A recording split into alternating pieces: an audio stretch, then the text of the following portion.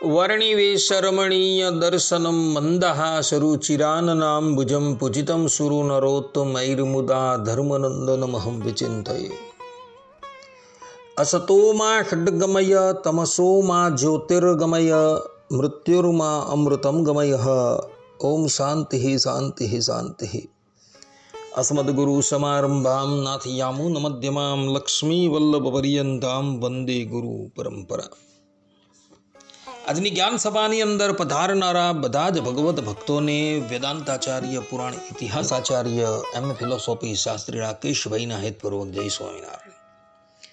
ભક્તો, આજની આ જ્ઞાન સભાની અંદર આપણે બધા કોઈ પણ અવતારની ઉપાસના કરનાર અક્ષરધામમાં જ જાય છે, જેને સંશય હોય તેને રાકેશ શાસ્ત્રી શાસ્ત્રાર્થ માટે આમંત્રિત કરે છે। આ વિષય પર થોડી વાત શ્રવણ કરશું તો બધા જ શ્રોતાગણો અને એમાં પણ જે લોકો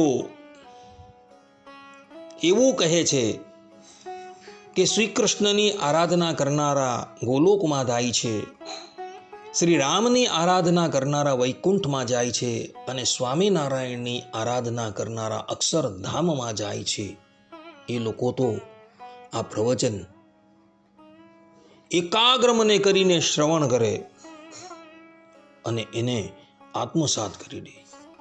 તો કેટલાક અણસમજુ અજ્ઞાનીઓ પોતાના કપોળકલ્પિત શાસ્ત્રના પ્રમાણ આપી એવું પ્રતિપાદન કરવા જાય છે કે નરનારાયણ દેવની ઉપાસના કરનારો દેહાંતે બદ્રિકા આશ્રમની અંદર જાય છે,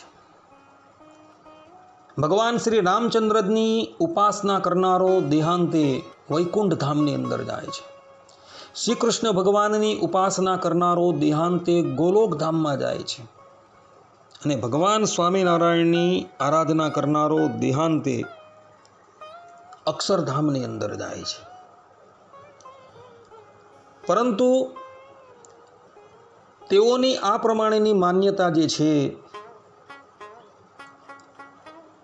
એ સંપૂર્ણપણે વિપરીત છે, કારણ કે ભગવાન સ્વામિનારાયણે પોતાની હયાતીની અંદર જે ગ્રંથો રચાવેલા છે એ ગ્રંથોનું અવલોકન કરતાં એ વાત સ્પષ્ટપણે પ્રતીત થાય છે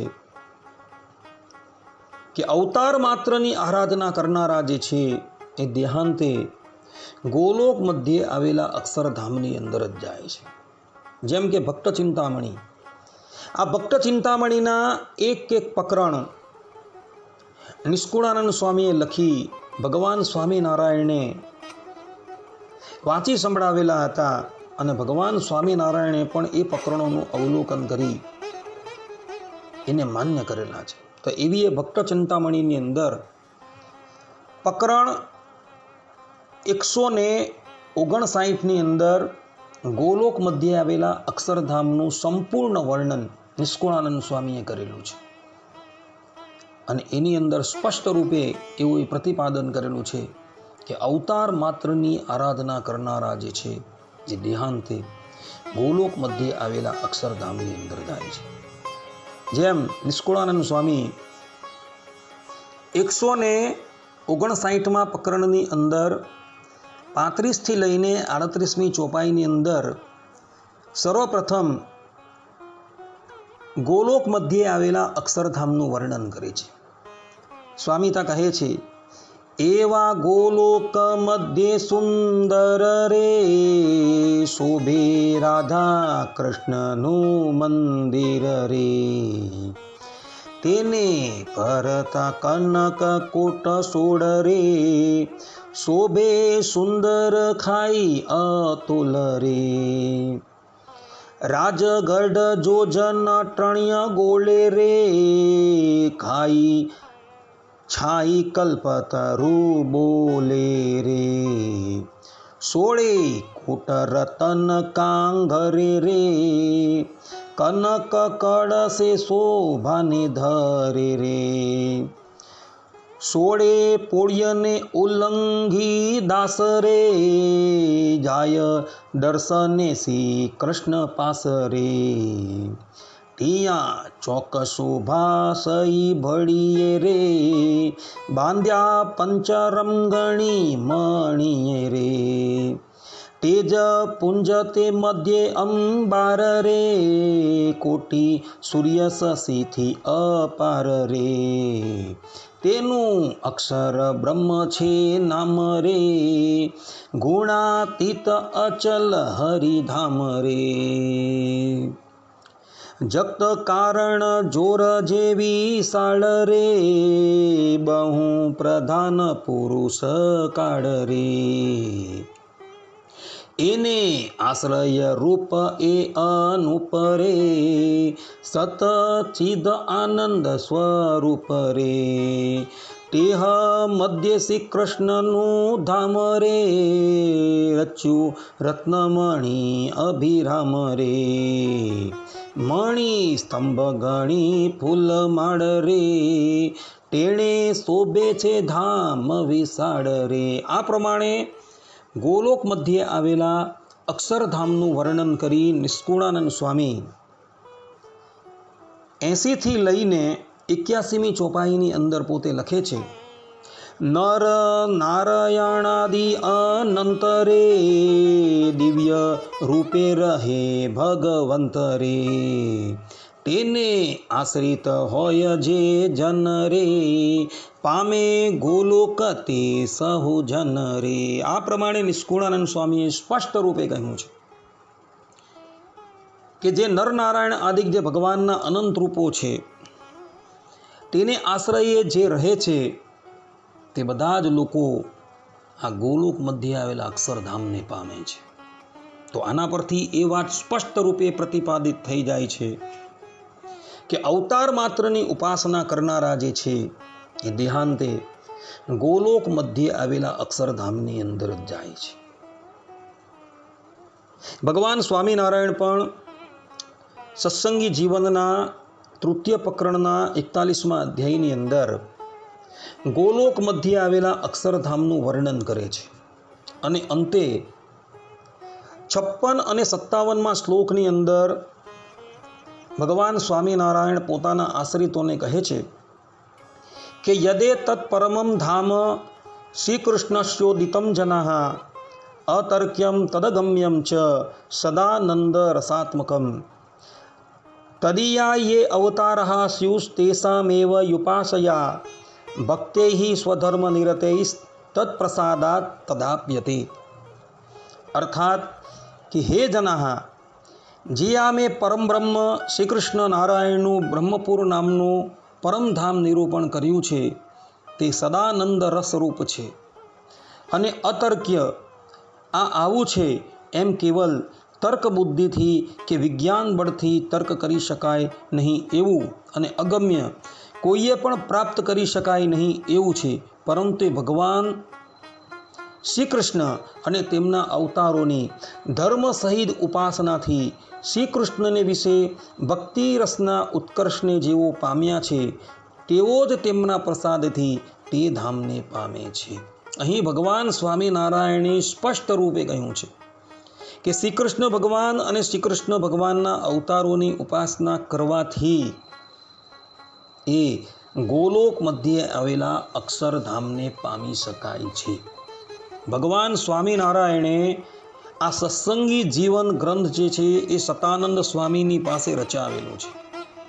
એના એક એક પ્રકરણ, એક એક અધ્યાય અને એક એક શ્લોક સતાનંદ સ્વામીએ રચીને ભગવાન સ્વામિનારાયણને વાંચી સંભળાવેલા છે અને ભગવાન સ્વામિનારાયણે એ માન્ય કરેલા છે. આ વાત સત્સંગી જીવનના 5મા પ્રકરણની અંદર 67મા અધ્યાયની અંદર લખેલી છે. એટલે ભગવાન સ્વામિનારાયણે પણ એ વાત સ્પષ્ટ કરી છે કે શ્રી કૃષ્ણ ભગવાન કે એમના અવતારોની આરાધના કરનારા જે છે એ દેહાંતે ગોલોક મધ્યે આવેલા અક્ષરધામની અંદર જ જાય છે. અને છતાં જે દુરાગ્રહથી એવું માને છે કે નરનારાયણ દેવની આરાધના કરનારા બદ્રિકા આશ્રમમાં જાય છે, રામચંદ્રજીની આરાધના કરનારા વૈકુંઠમાં જાય છે, શ્રી કૃષ્ણ ભગવાનની આરાધના કરનારા ગોલોક ધામની અંદર જાય છે તો તેઓની આ સમજણ જે છે એ મિથ્યા છે અને એ લોકો ભગવત ધામને ક્યારેય પણ પ્રાપ્ત કરી શકતા નથી. આ વાત જે છે એ હરિચરિત્રામૃત સાગર પૂર 15 તરંગ 73 18 અને 19મી ચોપાઈની અંદર આધારાનંદ સ્વામીએ ભગવાન સ્વામિનારાયણના વચનોનું અનુવાદ કરતા થકા લખેલી છે. આધારાનંદ સ્વામી લખે છે કે ભગવાન સ્વામિનારાયણ બોલ્યા કે ગોલોક વૈકુંઠ આદિક જે ધામ છે તે બધા દિવ્ય સ્થાને રહ્યા છે, બધા જ મારા ધામ કહેવાય છે. એમાં રંચ માત્ર પણ ફેરફાર નથી. તેમાં જે ફેરફાર કહે છે તે મનમુખી છે અને જે મનમુખી વાત કરે છે તે ક્યારેય મારા ધામને પામતો નથી. આવું સ્પષ્ટ રૂપે ભગવાન સ્વામિનારાયણે કહી દીધું છે કે જે લોકો એવું કહે છે કે નરનારાયણ દેવને ભજનારો બદ્રિકા આશ્રમની અંદર જાય છે, શ્રી રામચંદ્રજીને ભજનારો વૈકુંઠમાં જાય છે, શ્રી કૃષ્ણ ભગવાનને ભજનારો ગોલોકની અંદર જાય છે ને સ્વામિનારાયણ ભગવાનને ભજનારો અક્ષરધામની અંદર જાય છે, એ લોકોની બધી જ સમજણ જે છે એ મનમુખી છે અને એ લોકો ક્યારેય પણ ભગવત ધામને પ્રાપ્ત થતા નથી. માટે જે લોકો આ પ્રમાણેની સમજણ ધરાવે છે એ લોકો ક્યારેય પણ ભગવાનના ધામને પામવાના નથી. માટે સત્સંગી જીવનની અંદર ભક્ત ચિંતામણીની અંદર ભગવાન સ્વામિનારાયણે તથા નિષ્કુળાનંદ સ્વામીએ જે પ્રમાણે કહ્યું છે કે અવતાર માત્રની ઉપાસના કરવાથી તે ઉપાસક જે છે એ દેહ ત્યાગ કરીને ગોલોક મધ્ય આવેલા અક્ષરધામની અંદર જાય છે. એ જ વાત જે છે એ સત્ય છે. બીજા બધા સંપ્રદાયની અંદર આ જ પ્રમાણેની માન્યતા જે છે એ સ્વીકારવામાં આવેલી છે અને ભગવાન સ્વામિનારાયણે તથા એમના શિષ્યોએ પણ આ જ પ્રમાણેની માન્યતા સ્વીકારી છે.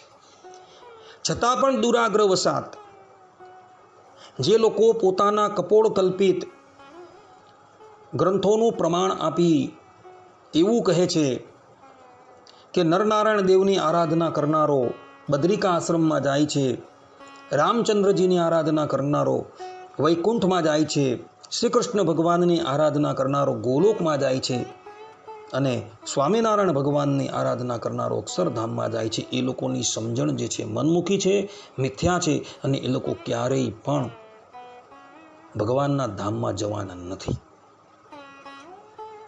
તો આ વાત જે છે એ આત્મસાત કરી લેજો કે અવતાર માત્રની આરાધના કરનારા જે છે એ દેહાંતે ગોલોક મધ્યે આવેલા અક્ષરધામમાં જાય છે. કારણ કે ભગવાન સ્વામિનારાયણ અને નિષ્કુળાનંદ સ્વામી આ વાત કહી રહ્યા છે.